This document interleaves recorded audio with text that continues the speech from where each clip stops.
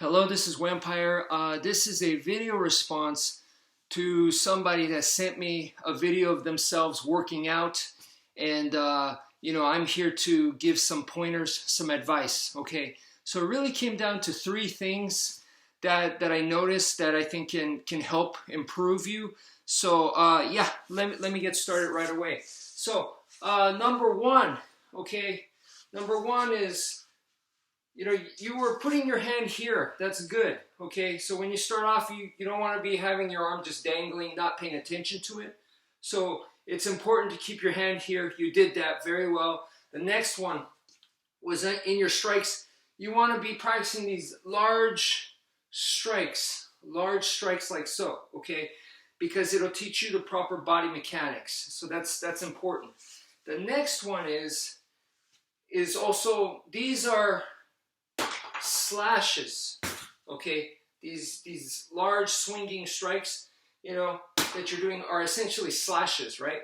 So what I'm also recommending is to add strikes like this, okay? And this stuff, you might be going, okay, that's cool, but it seems like a completely different thing. It's not, okay? So for example, the 5 angles of attack form, right? You're going diagonal down, horizontal, and then a stab. Okay, so those are big motions. Those are all slashes, except for number 5, which is a stab. We could do it the same way with the short strikes, where it's like this: 1, 2, 3, 4, and then here's your stab. Okay, so rather than going number 1 and it's a slash all the way down, I'm just going 1. And for number 2, instead of going all the way down this way, I'm just going to go 2. And then 3 is a horizontal. So I can just come here. And then number 4 is also a horizontal. So boom. And then there's your number 5. Okay. So yeah, I recommend that you incorporate that in there.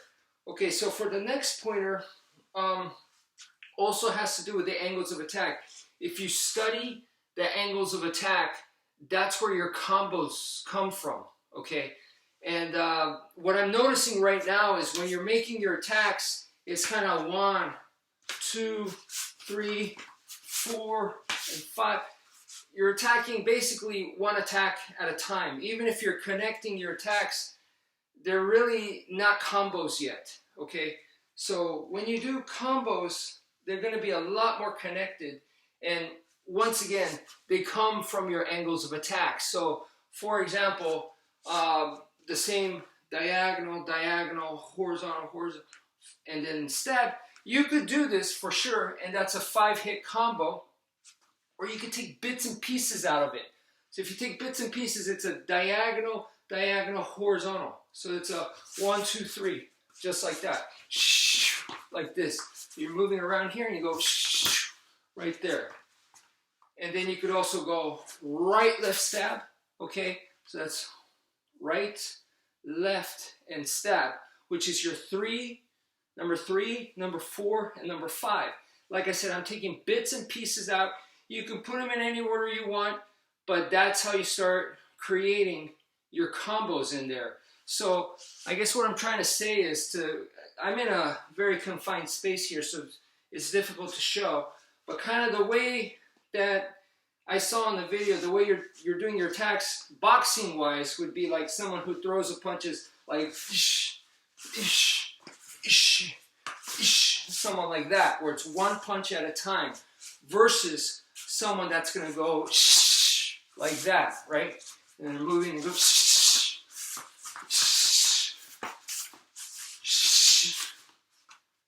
versus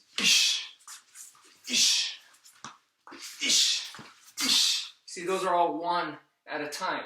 So my point is, start working more on the combos and extract it from your angles of attack. So next is number 3. Number 3 is, my advice for you is to incorporate boxing footwork, okay?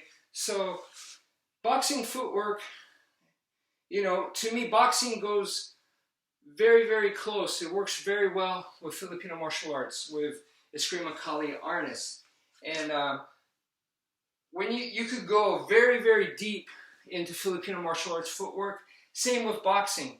So you might go, okay, I want to add boxing, but what exactly do I add? Because there can be a lot, right? So the most basic thing, the first difference that I like to teach is in boxing, the quickest way to go from point A to point B, not just in boxing, but just if you're alive, if you're an animal, in the animal kingdom, as a human being, to go from point A to point B is to jump. That is the fastest way. It's not the most efficient, it's not the smartest, you're going to expend energy, but it is the fastest. And that's why humans do it, animals do it. When you surprise something, you know, watch a cat, it jumps, okay?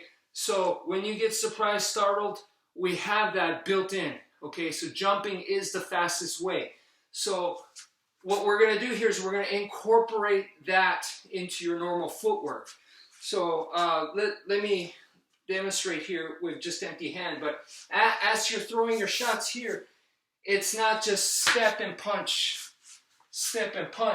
okay? So you also have this kind of motion in there. So mix it all in together, and by doing those kinds of small movements like that, you can adjust. You can adjust your base, and so it's not always just front and back change of the balance, the weight, and then I'm stepping like this.